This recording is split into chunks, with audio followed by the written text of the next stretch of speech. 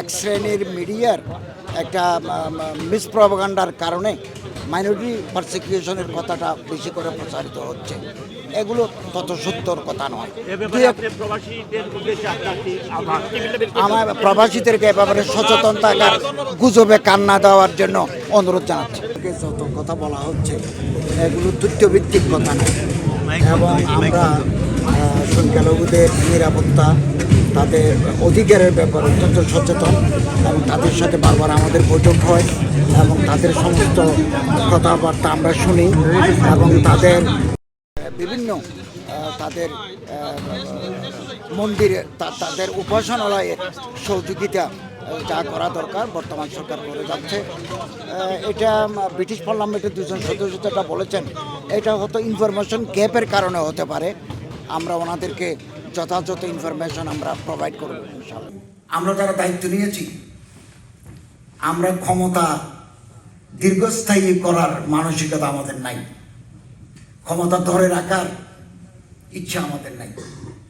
আমরা কেবল আগামী দিনে যারা আসবেন জনগণের ম্যান্ডেট নিয়ে তাদের হাতে ক্ষমতা হস্তান্তর করার প্রক্রিয়ায় আমরা যুক্ত আছি।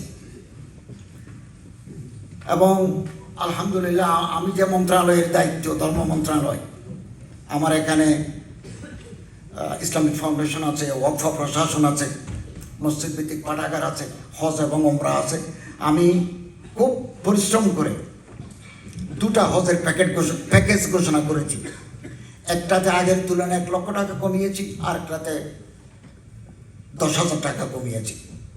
হজের 3টা পার্ট: বিমান, ঘর ভাড়া মক্কা মদিনা, আর একটা সৌদি মিনা মুজদাল আরফা যে আমরা থাকি, হাজি সাহেবরা থাকেন, ওখানে গভর্নমেন্টকে ফি দিতে হয়।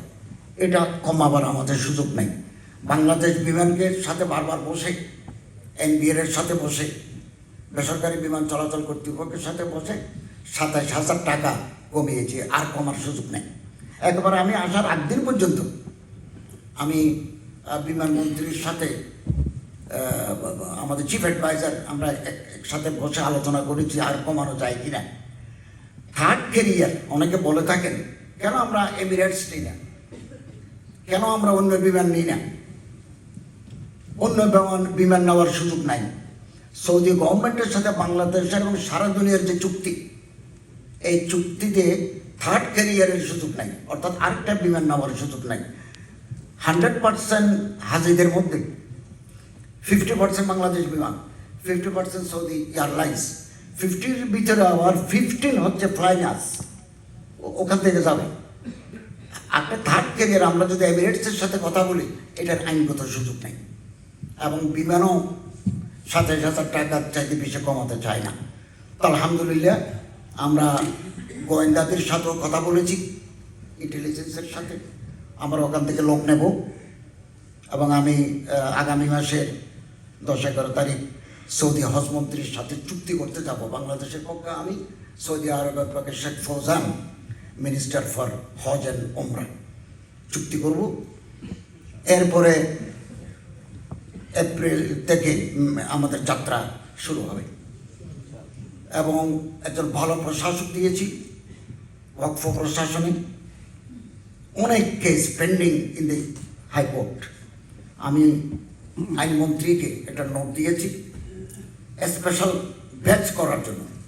আমাদের মামলাগুলো একটা ব্যাচ শুনবে, আশা করা যাচ্ছে 6 মাসের ভিতরে ওয়াকফ রিলেটেড যত মামলা হাইকোর্টে পেন্ডিং, এগুলো নিষ্পত্তি হয়ে যাবে।